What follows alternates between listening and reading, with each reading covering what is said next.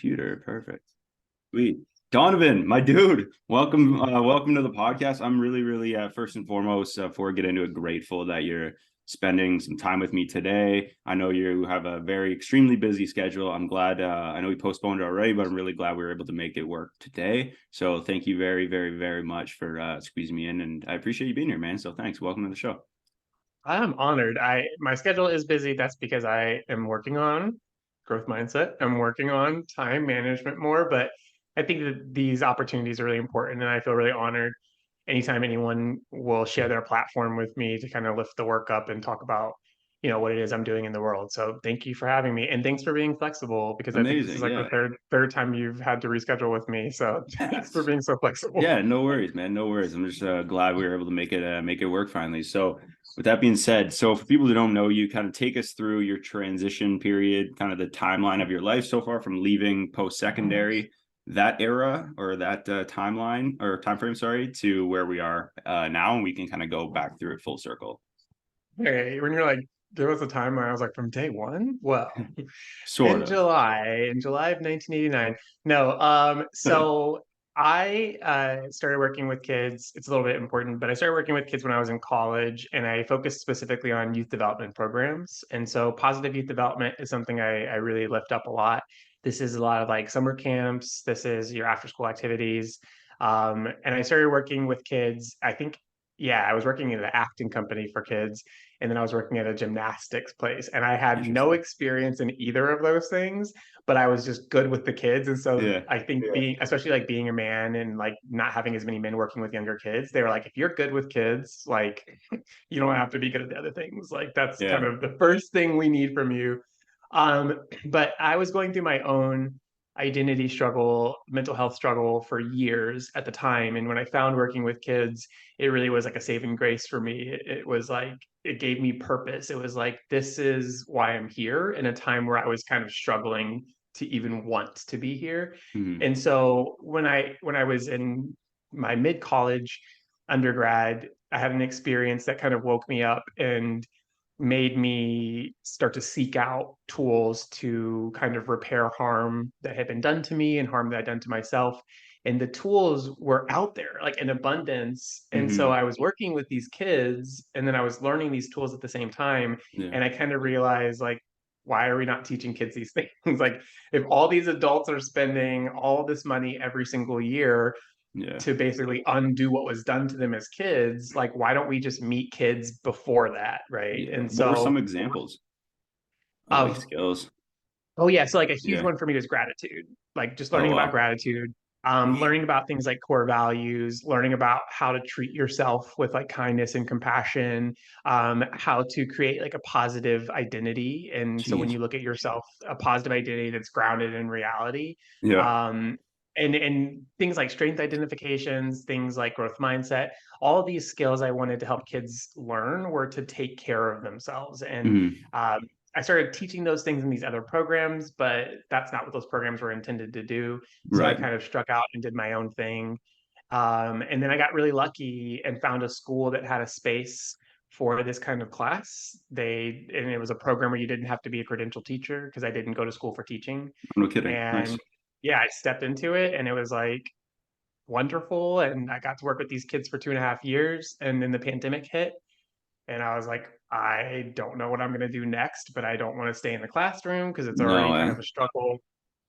And I started a TikTok because my kids told me to. I was working with them online and I was recording the teaching, and we were having so amazing. many funny moments. So the kids were like, you should make a TikTok, which is shocking to me because how the hell Yeah. did, out of everything that's on TikTok, how did my work stand out? Yeah, especially at Um, that time period too, right? Like so many yeah, people doing it, like consuming and creating on the platform. That's incredible. yes, absolutely. So many people and so many really talented and funny and like educational people. Yeah.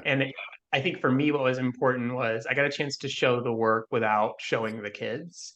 Right. Because especially doing personal work with kids, I never want to be exploiting them No, of or course using not. them to, get likes and Yeah, that's always been a weird like area, right? Like kids and being Mhm. on media, especially young kids. Like Yes. there's a lot of lines you have to make sure you're not crossing and stuff and Oh check yeah. marks, boxes you're checking off. Yeah. And working with like middle Interesting. schoolers too, it's like they're already so hyper aware of themselves and how people Yeah. are looking at them. And so even though these moments were really, impactful and positive, like I don't know if this 12-year-old as a 25-year-old is going to be grateful that we did this, And so Right. I, Yeah. I think having a chance to show the work without showing the kids is really special. And I was going to leave the classroom and try to make a YouTube channel and try to get into speaking for kids, which has always been my dream. And the Today Show found me like a month before I left teaching, and everything kind of blew up from there. And so I'm 2 years into out of the classroom, and I'm currently developing an educational entertainment docu-series. I'm coaching, and then I'm also finding my way around the content space, which has been very interesting. It's Yeah. very interesting to make content about this kind of stuff. So that's where I'm at right now.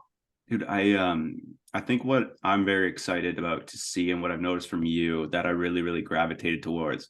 So one thing I will say that I really like that I'm just gonna want to talk about how we kind of got introduced to each other. And I think that pairs well with what I really enjoy about not just like your YouTube channel, your TikTok, like your the content you're creating, like the coaching you're doing.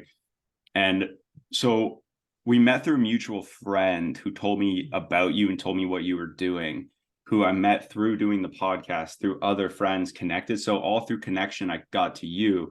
And then I didn't know you had done the Today Show or any kind of, I knew like things about you, Yeah. right? But more just about you, not what you've done. Cause I also, our mutual friend, Michael, love the guy to death. He knows that Love Michael.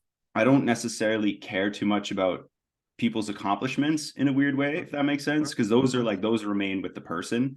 So it's kind of it's a weird thing. Like I celebrate it, I support it, but those are Yeah. yours to have. So in terms of like I care about the person behind that. So him leading that like with that in order for me to kind of be like what drew me to you was very, very like fascinating. And then the way you're very, very you have a way to connect with people and like just be yourself and very comfortable and open that I don't think we've seen a lot of in like mainstream media or as of late, especially, and especially during throughout like the pandemic and how everything's kind of risen from it. You've kind of Mhm. stayed true to what you've been doing and your story and everything. You haven't like you've made shifts for the better, not for like, I'm going on these shows, I'm doing these things. Like you just remain the same and the message still stayed the course. And like it's phenomenal, man. I just want to like commend you for that. It's really, really cool to see.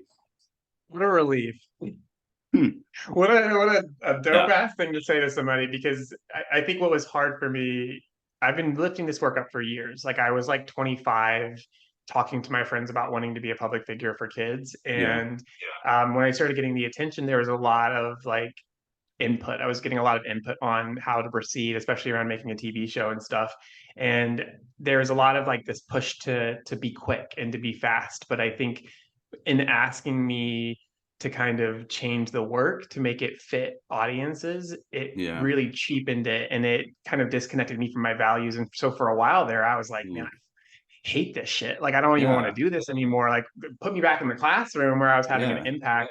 And more recently, I've That's started frustrating. to, yeah, and I started to kind of build some gratitude for myself to be like, you know what, I am happy I stuck with my guns, and Mm. I am happy that I stayed true to what I care about, and that I want this work to look a certain way because I've developed it for years. And like youth empowerment is something that we don't have enough access to. It's something that we don't No. see enough in these larger spaces. And so that's my goal, is to really not only create content that lifts kids up, but also helps them learn kind of how to show up in this world in a way that is sustainable, in a way that's connected to who they are and take care of themselves. And in the past few weeks, I've literally had to be like, yeah, Donovan, like you stuck to what's true to you. Like, so everything you just said to me, I'm Yeah. like, I It's like, needed that. I needed that. thank goodness. It's been Yeah. tough. It's been tough. It's been a really tough emotional journey for me, transitioning into this next phase. It's like second Hmm. puberty. And if you've been through puberty, you know it's not fun. Yeah. It's And not that's fun the what it first feels like. time, let alone the second. Jeez. Second time. And then have a heightened sense of awareness and go Yeah. through it. And then also be putting a public face on. And it's been wild, and I've been really lucky in a lot of ways, but I also think it's important to acknowledge the struggle and the highs and the lows, Yeah. because there's enough people out there saying, look at how great I am, and it's like I want kids to look at me and see, like, look at how I'm trying, look at how I'm growing, look at how this Yeah. person is working on themselves. Amazing. And I think I discovered all of that through the actual research process of you, and like just going through my like regular, like, oh, what media have they done? Okay, let's listen to the podcast he's been on, stuff. And yeah, just always stayed true to kind of the message has been the same. It's just been amplified into let's go.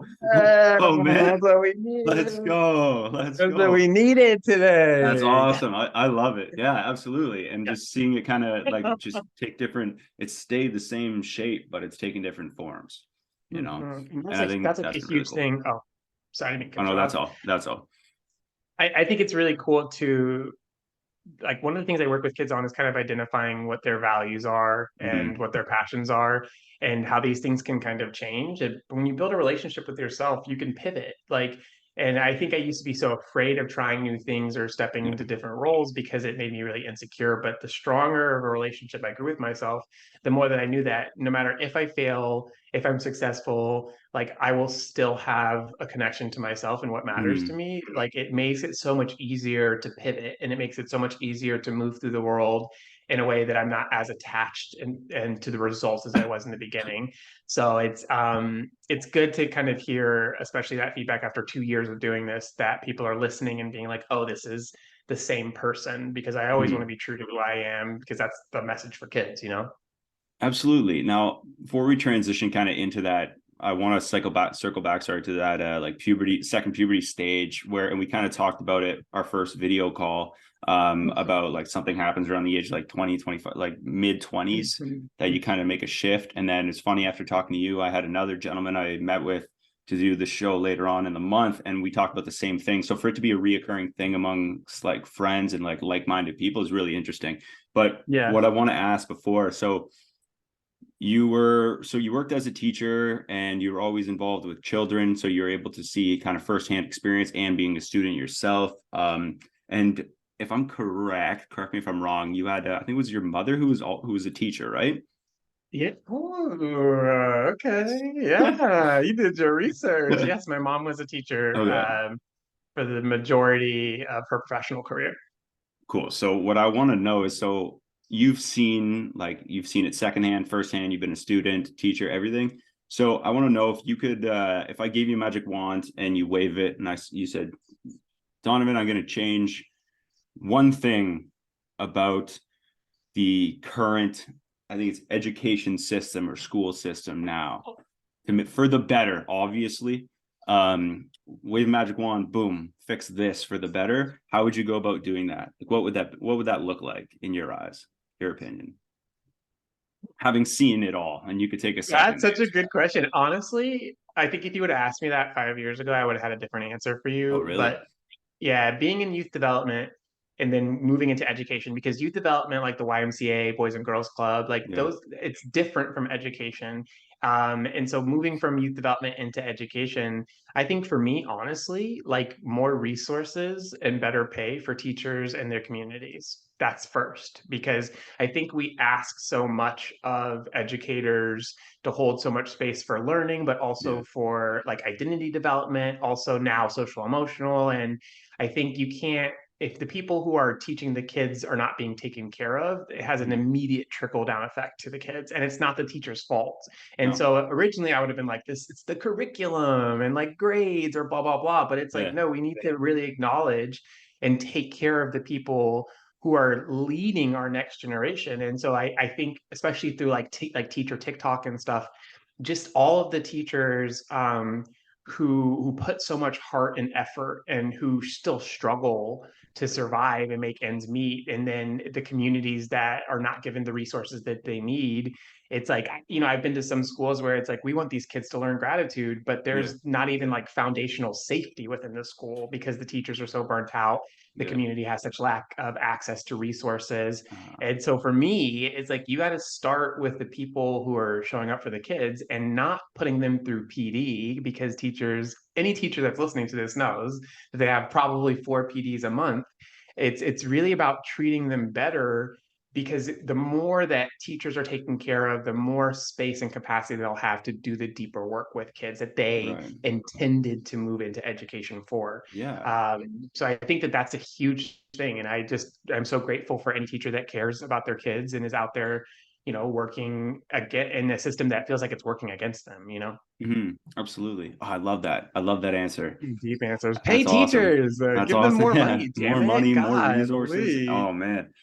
So before we dive in, a bit of foreshadowing for what I want to find out about later on. But before we dive into the self kind of awareness and like how we build that with kids, let's talk a bit about your kind of shift in your mid-20s that made you understand why that you wanted to remove yourself from the classroom and get more in front of like more of an impact, like kind of by yourself, leading the charge on what you want to do, what you believed is the best decision for you to do, and lead kind of like out of your 20s doing that. Can you take us through that Yeah. process, the second puberty, as you will? Yeah, second puberty was actually kind of not about the work. I think second puberty was about me kind of reparenting myself and me learning how to build a relationship with myself. Because before, when I found this work, I said it was my saving grace, and I was like, oh, Yeah. it was my purpose. But in reality, I still had a really bad relationship with myself. I still struggled a lot with like substance abuse, with mental health.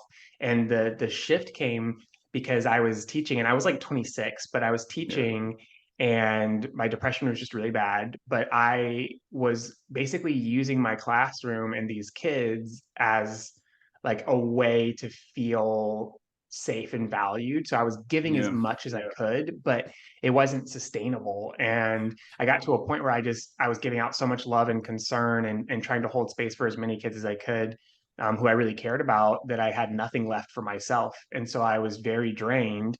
And I got to the point where I started to notice, like, okay, I'm starting to feel like I don't want to be here anymore. And I'm starting to Yeah. feel like I wish I wasn't me. And that's a huge warning sign, for me personally, around my mental health. So I actually went to an emergency therapist, and she helped me recognize like that a huge skill that I had missed was like self-love, like how to treat myself better. And at first it felt like I was being Interesting. really selfish. It was like, like I focused enough on me. I got to be here for these kids. But even, honestly, like even the way that I did the work was still me trying to take care of myself. Because if these Yeah. kids loved and needed me and I was doing something positive, then maybe I could feel good about myself. But Yeah. I had to learn like that relationship with myself has to come first. Like it can't be dependent on the work that I'm doing. It can't be Mhm. dependent on how the roles I'm playing for other people. I've got to have Yeah. a good relationship with myself. Like inside And so first. Yeah. yeah, and that changed a lot of my curriculum, because in the beginning, my curriculum was very like Interesting. personal development, like what are your goals and Yeah. what are your strengths? And that's still a part of my work. But then I was like, as I started to take better care of myself, I started to see these other things in my life start to heal. And I started to see these other ways that I could show up in the world that took care of me Yeah. and took care of other people. And that was kind of the second puberty. And that's also like the 3 skills I teach kids. Those are the things that got me out of that dark place and into doing the work of who is Donovan? How can I take care of Donovan? Because Mhm. Donovan has been around for years, in terms Yeah. before I was even doing this work, just being like everybe's homie, like I love it. being the Yeah. guy that makes, yeah, like being the guy that makes people feel better. Like that was my thing for so long, but That's I was using exhausting. it. That sounds Yeah, exhausting and I though, was like dude. using it as like a safety thing. It's like if I Hmm. don't play this role for people, then people won't value me. And if I'm not valued, Oh, then I'm not safe. Right. And right. if I'm not, and that's a huge thing for me. And That's tough. how, and that's how a lot of kids feel about education. Right. Which is like, if I'm not getting Jeez. good grades, then I'm not valued. If I'm not valued, I'm not safe. And then people are Yeah. confused on why kids are hyper focusing on their friends or a hobby or something where they feel like they're valued or they're good at this Hmm. thing, because that makes them feel safe. So that changed a lot of like what I started teaching kids, to be like, you know what? I can't tell them how to live their lives. I No. just want to give them the skills to take care of themselves as they're growing and struggling and figuring these things out for themselves. I trust that if we can help kids build a relationship with themselves, that they will figure out what's best for them. And that's Mhm. something that we're missing. And a lot of systems kind of work against that. Now, speaking of systems and this narrative, I think a lot of young people and kids are being asked like kind of what they want to do when they like grow up, right? Like that's been yeah, just by judging What a by your question. reaction, yeah, that's been Yeah. the narrative, and that's what's been painted as the way society and the system and all these trigger words will say that that's kind of what's been shaped for everybody. But you're asking a different question, Yeah. right? Like, what's But the that's, question you drive with? I'd like I was like, to that's amazing. You're so extrapolate that. good. You're so good at this. I just asked them how they want Thanks, to dude. feel. Yeah. I just asked them, how do you want to feel when you get older? And for a lot of kids, I want to feel happy. I want to feel loved. I want to feel like I'm helping. I want to feel a sense of accomplishment. I want to feel proud. Starts to lean them into more of their wants and their needs. And I think that Interesting. that's really important for kids to think about is like, what do I want? What do I need? And then moving into more like, what do I want to offer? What are the things that I want to share with the world from myself? But I think that that's why I do a lot of work with kids around what are your values, what are your strengths, what are the experiences that help you feel flow, right? To kind of figure Mhm. out how I feel is a good indicator of am I in alignment with where I should be or not. If I'm working a job and I Interesting. feel miserable, if I'm working a job and I feel like I'm struggling or I feel disrespected or not valued, right? But a kid knows I want to feel valued where I work. That's kind of this like warning light. That's like a warning light coming on, being like, "Ooh, something is not right." Yeah. So helping kids, because who knows what kids don't know what they want to be when they. Sometimes they do. Excuse me. Sometimes they do, but for the Yeah, most there's part, odd cases. Yeah. yeah, those Like kids the are rare cool too. cases. I really like when a kid is like, I want to be a neuro Yeah, like science linguistic programmer or something. neurologist. Oh my Yeah. god. Okay, well, it's good There's I'm a not teaching bunch, kids I about think. science. Yeah. I want to be a biology. I have no idea, but I think for the most part, and asking that question too also gets them thinking about how they're feeling now, Yeah. right? And like, what are areas, who are people that you feel safe with, who are people that you feel motivated by, what are Smart. causes that are exciting to you or Yeah. causes that cause concern to you, right? Because these are hints. And I think it's more important that kids develop that trust with themselves, Yeah. because that's it. Like, I don't know all these kids behind me. I don't know what any of them are going to be. I don't know what any of them are going to be, but I have so Jeez. much faith in them because I know that they have a heightened sense of who they Yeah. are in the world and they'll figure it out. But I just want to make sure that they're taking care of themselves while they're doing it, you know? Now, question for you. Of all the kids in the back, is there first question, who's the oldest and who's the youngest? Like what's kind of the In age the range? pictures, Yeah, just for example, oh, well, just right there. these pictures are like the oldest picture up here is 15 years old. One of Oh the wow. kids, That's yeah, incredible. one of the young people Oh, that's like just awesome. adopted a child with their partner. Like, Whoa, yeah, good for yeah, yeah, yeah, them. yeah. They shared it with Jeez. me actually a couple days Wow. ago, and I was like, Oh "You're my man. child." So Ah. I started my work with like K through two, but I Mhm. also taught like mommy and me parent classes, and then Yeah. I also taught in college. So I've taught every single age. But right now, the kids that I'm working with, primarily, I like to work with middle schoolers, Yeah. um, because it's a really important age in their identity development, and they don't get enough love. Like And young in fact, teenagers. Yeah. they get a lot of hate. Like, not just they don't get love, but Yeah. even the way that we talk about middle schoolers as a society. Um, I want them to feel good about themselves, because that starts that process of disconnect of don't Mhm. like yourself or something's wrong with you. Which is Just the silly. narrative that we have, which is it's Yeah. unfortunate because they're like the highest need in that age where they're Hmm. super aware of themselves and they're so unsure and Yeah. they're making all these choices based off of trying to feel safe, and no one is holding space for that. I can't say that. There are a lot of Yeah. people in the world who are doing really amazing work holding space for those kids, but the society structure system, especially educational system, Yeah. doesn't really give space for that. Interesting. Mhm. Huh.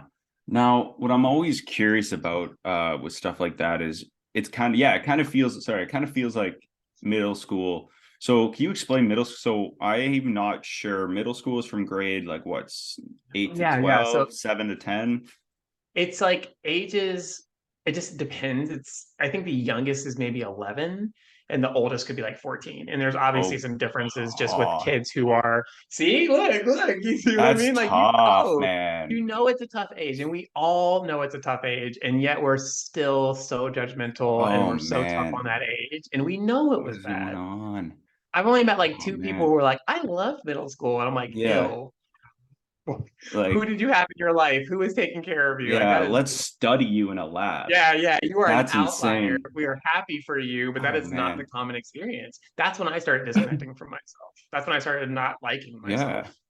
Wow, man. Like I think that's incredible that you're able to. It sounds like what you're doing too, installing and instilling the self-awareness, especially at that age where they are self-aware, and it's just a matter of them kind of asking the right questions, right? I think that's humongous, especially at that age.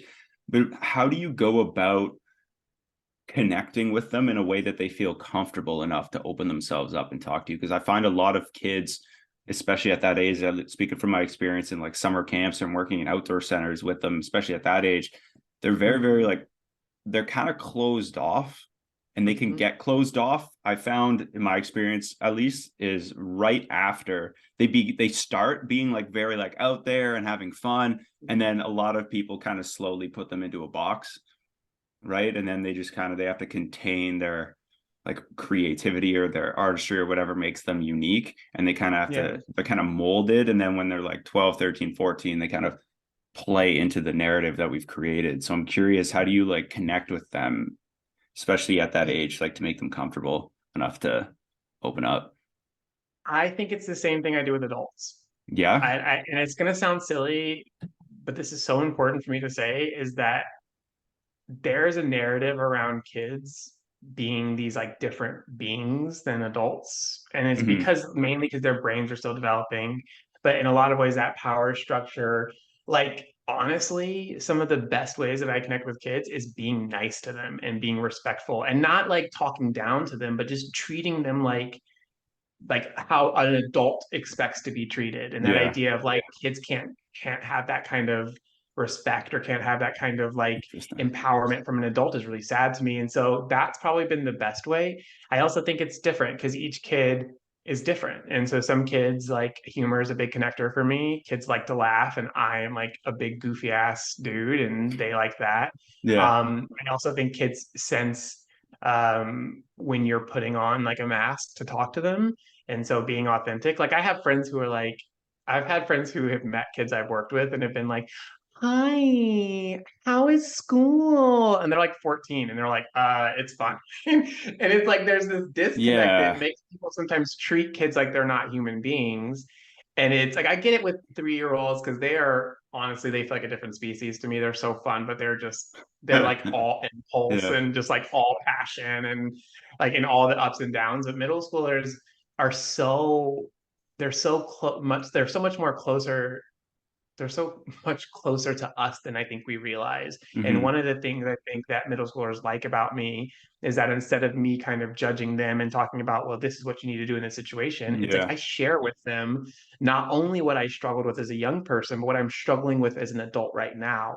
And I think that especially with our education system pushing like getting the best grades and being the best all the time, and adults not letting kids in on this side of like Yeah. we all struggle, we all can learn, we all can grow. It's like you're the one struggling, you're growing, Hmm. and that's what being a kid is. But that's the human condition. And hopefully, if we're doing it right, we're all learning and growing together. And so I share my struggle and I share what I'm working on with kids to normalize that it's okay to be where they're at and it's Hmm. okay to have moments where you don't trust yourself or you may not doubt or you doubt yourself or all these human experiences are okay for them to have Hmm. um, and to help them feel safer in themselves because when we don't open up that space kids hold themselves to such high standards or they fight back against these high standards.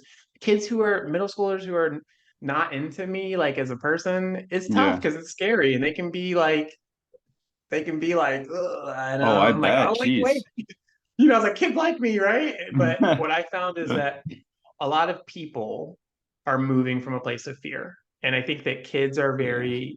it's very obvious in kids like how their behaviors or them trying to protect themselves. But Yeah. I would say if you pay attention to adults, if you pay attention to the way adults show up, I think it's just as obvious that people are often walling themselves up or are firming themselves and this is who I am and you can't question this and I'm not going to Hmm. change as a way to protect themselves. So I just try to treat Yeah. kids like I try to treat kids like people, like apologizing to Interesting. them, saying thank you to them, asking what they think, asking for their feedback, Yeah. letting them teach me, right? It's like that's a way to show them that they have worth. And if I can be one person that can show kids that Hmm. they've had a positive impact on me, then I become evidence for them Yeah. when they feel like, well, no one cares or what am I doing here? They can say, well, this person, right? This person acknowledged this. Like I did this for this person. And so I Hmm. think that that's why I do youth empowerment and youth development together, which is like the skills to take Yeah. care of yourselves and the skills to lift yourself up, you know? Yeah. Now, I think it's really cool that that's the stage at which you're not only are you developing and empowering children and youth, but I think when you get to adults, I think the further along you go, the harder it is to go, not work backwards, but to identify Mhm. in that self-improvement journey, where you have to go Mhm. so far back into the future to understand why you're upset at certain issues in your life, Yeah. right? Yeah. So it's I, like I like, oh, it's go ahead. crazy. No, it's crazy. It's just crazy to me to see how that's like how it's the same process. It just might be Mhm. just a bit harder to identify like the root cause. Something for and there in the fear, not just even the identification, but the Yeah. fear. Like if you've been this way for so long, imagining yourself different is really hard for people and it's really scary. People don't want to call it fear, but it's like a threat. It feels like a threat of challenging who I am. And Mhm. we see this everywhere with adults. But I was talking with one of my teens who I've been working with.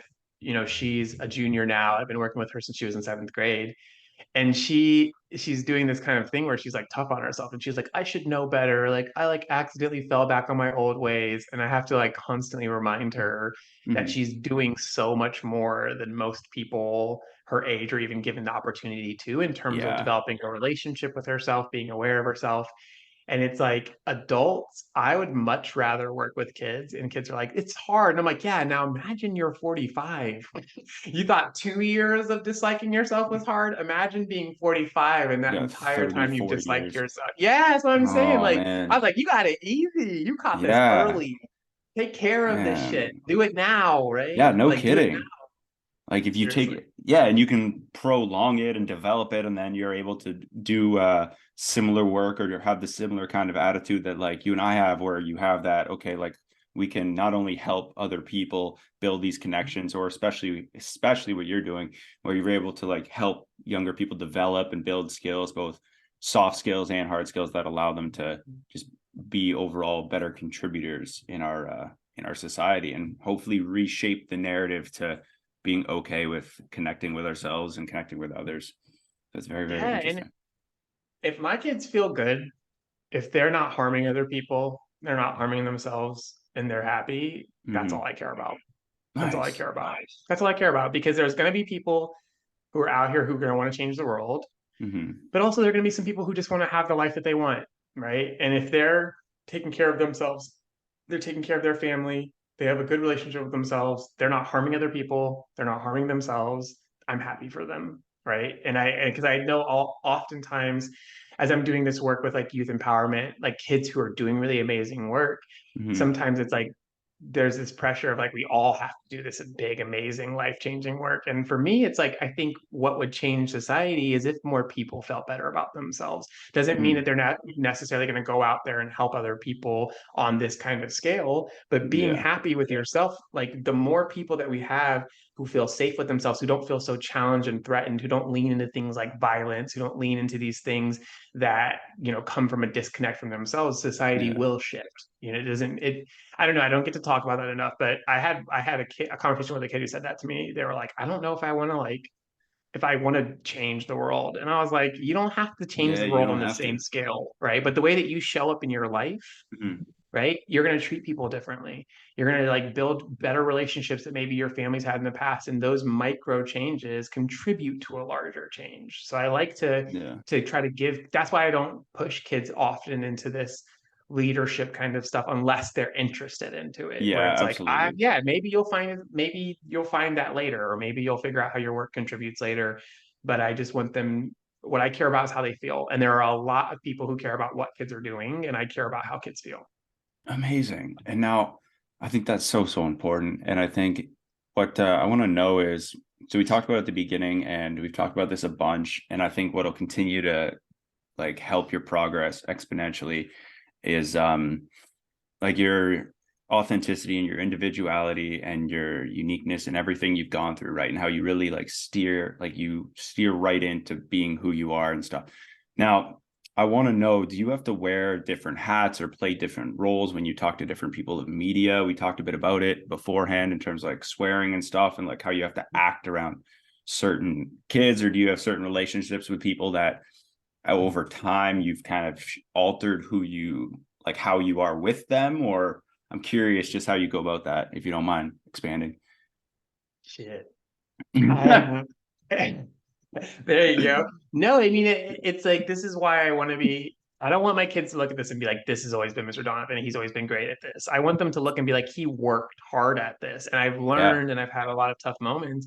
And there's been moments where I've done projects, or I've worked with people that don't really align with what I want to do. And moving into the entertainment industry, I've met some amazing people, and I've also met some people who are in really high positions of power, versus like where I have in terms of influence and in terms of platforms and stuff.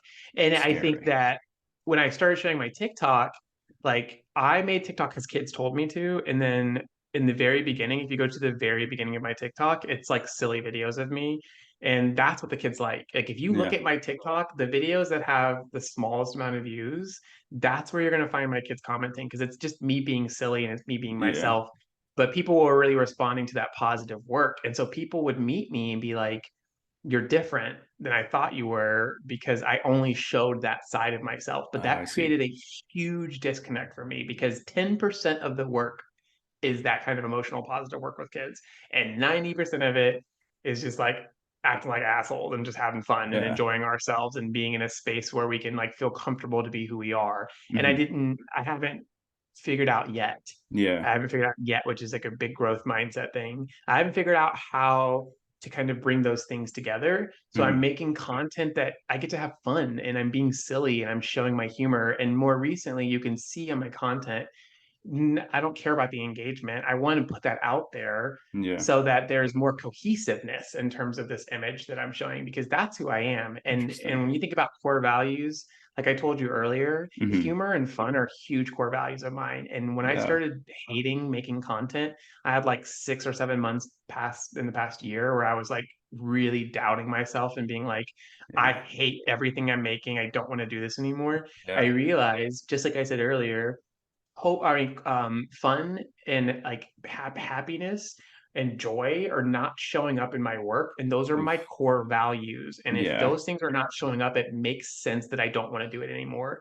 So Yeah. instead of quitting, it was just because I had that awareness, it was just a chance to say, okay, well, how do Jesus. I infuse this? How do I find my voice that feels authentic to me, because that is just a part of me. Like Hmm. I like to laugh. I like to be really silly. I'm like a little bit of a jackass. Like, and I used to troll the kids all the time. Like, that's one of their favorite things, was me messing with them. And teachers would be like, "Oh, no, no, no, boundaries." And I'm like, "I'm not doing anything appropriate. I'm just Yeah. joking around with them." And they loved it. And so Hmm. as I'm about to go into like speaking at schools and stuff, it's like I Yeah. need to like figure out how to be fun again. Did I Hmm. cut you off? Oh no, I was just laughing. That's interesting. Man, no, that's so cool. I was just laughing at that 'cause, like I think what it comes down to in terms of everything you said, and I find myself having this conversation with a lot of people, is it all comes down to your intention, Mm, right? If at any point it's never malicious intent, right? And I think that's the mm, one thing where I'm like, if the intent is just to like break bread or joke around with like the kids and make them laugh and just kind of hold them a bit accountable for making silly mistakes, mhm. I don't, there shouldn't, right? There isn't an issue, right? But holding back on part of who you are just so you fit this mold of what you think you should be, I think is very, very, that sounds like it was like it's a tough battle It was like a tough Yeah. battle, right? To kind of Well, transition into it or out of it, sorry.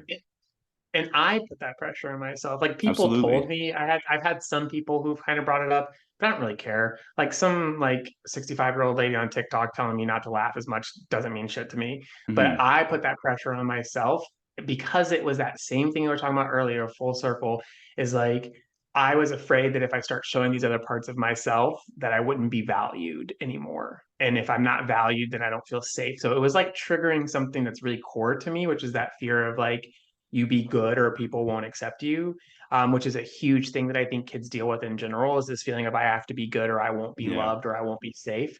But the other thing too about joking around with kids, do you know what? You know why else it's important? Because I make mistakes. Not every Yeah. joke I make lands. Sometimes I make Oh jokes that no. go too far, and it's a chance for me to pull a kid aside and apologize, or it's a chance for me to learn that that kind of humor can hurt some people. Mm. Humor is a strength, but it can be overused and misused.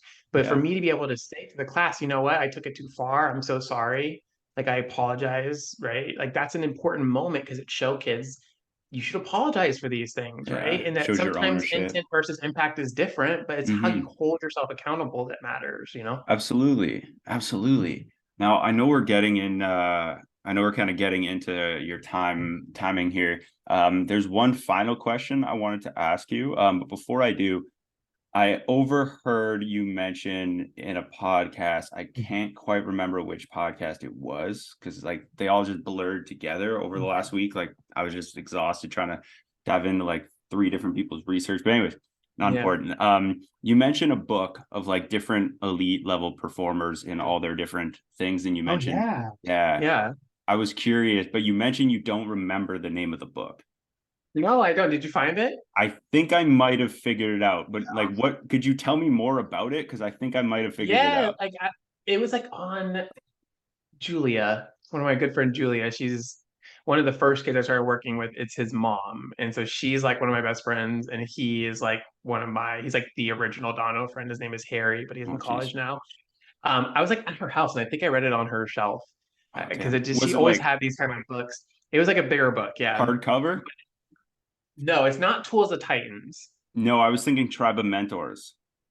Ooh, I Yeah, don't know. I'll have to check it out. I just remembered it was like all these people in these different arenas being like, here's like what helped me be successful. And yeah, so much of it was like I had one person in my life, like a coach or a teacher yeah. who like had my back. But that wasn't like I don't know if that was like the theme of it, but it was what was sticking out to me because I kept I reading it and see. being like, Yeah, you're like, oh, my teacher one time told me like believe in yourself, and I did, and look at me now. And I just kept being like, one time, like yeah. that is Really? one person one time, like what Yeah, if we were way that, and that's what pushed me to be way more intentional, to be like I will take every opportunity I can to like highlight or lift a young person up or to offer support to them, because if all of these people have done these amazing things, right, like yeah. I could do that. Jeez. I could tell a kid to believe in themselves, right? I can do that. And it was like, it really shocked me. It really shocked me um, to just witness such a huge pattern in every arena. So, like, from Yeah. scientists to like writers to athletes to singers, like to teachers to chefs, everything you could think of. I just kept seeing that as a trend, and it helped me realize how important it is to show up for kids in a way that accepts them and pushes them and holds them accountable. I don't teach kids to not do anything. I'm not just Right. like, love yourself, who cares, right? It's like, love yourself so you can really step into who you are. And so you can Yeah. really live a life that is meaningful to you or meaningful to the people in your life. And it's just like, how do you show up the most for your life? That's Hmm. what I want to teach kids. And I I'm in this phase now where I'm starting to see kids lives, and I'm starting to see these, I call them kids, but they're like 25 or Yeah. No not, kidding. they're like 20, 22 or 23. Some of these kids are like 25 Oh because I wow. started when I was like 18 or 19. Um, and I'm starting to see where their lives are going, and it's amazing and it's wonderful. It's And I had amazing. no idea it would be like that, but I look at them and I can see them, and I'm like, this is that kid who cared about justice. This is that kid that cared about leadership. This is that kid that was always using their humor. And then to see the way that they're showing that in their life, Hmm. in their work, or in their family, in their relationships, it's amazing, you know? I love the way you um reflect on the experiences you've had. Like just like things from like the books you've read or to the like the mistakes and the experiences you've had. Like I love how you've been able to kind of sit back and like reflect on those moments and like really piece them together in your self improvement process. It's really, really fascinating to see. I'm getting a kick out of it. I like it a lot. Yeah, well, I'm a storyteller. That's something that's like I write something I have not said on any podcast, and I think I would say maybe 3% of the people in my life know this. I write screenplays for fun. No kidding, eh? I've been doing that for like 10, 12 Is that years. like a I don't have passion project, hobby of it's yours? just fun. I just like Yeah. storytelling. So I write kids books, but it's Yeah, like that's wild. everything that I do storytelling events. So I've gotten I've won a couple of awards in the past few years. I've won some competitions, and I just love it. And I think this work is really about what is your story, and Hmm. really valuing Oh, what kids' stories are where they're at. Like you don't I don't have to just I have a kid, I'm gonna say his name, Osvaldo, because he made me so yes. mad. Because I was like, I love you and I'm proud of you. And he's like, you can't be proud of me until I've done something. And he's like, because I was like, oh, I'm I gonna come see you soon. And he's like, no, I don't want to see you until I'm at the top. And then I'll have earned it. And I was like, shut love up, it. dude. I love you right now. Like I accept you right now. And he's like, no, uh, not until I've accomplished something big. come And I was like, on. dude, you little asswipe. I was like, if I have to wait 7 years till you feel like you've accomplished something for me to see you, like that, I'm not the one, and I get it, and I get Yeah, that that is a type of conditional love that exists. for I get that sure. that is a type of conditional validation that exists. Not me. If you are sad, I'm here for it. If you are excelling, I'm here for it. But I'm here for you, and that means everything. And that's why I like storytelling, because you get to dive into the everything of everyone in the story, Mhm. a good story at least, you know. Yeah, absolutely. I'll make this quick. One last question, because Oh, yeah, you're I'm good. You're realizing the good. timing. I'm like I want to No, I respect your next appreciate it. appointment and It's a stuff. lot of So flow. It's a lot yeah, of flow. I like it. I don't want to kill it. I'm like I do want to respect your time in the same process for the next thing. But so with that being said, kind of looking back on everything you've experienced and like the people who've come in and out of your life for whatever different reasons in your own journey, and feel free to take a second or two to think about this after I ask it. But what is a piece of advice you've received that's stood the test of time in your life?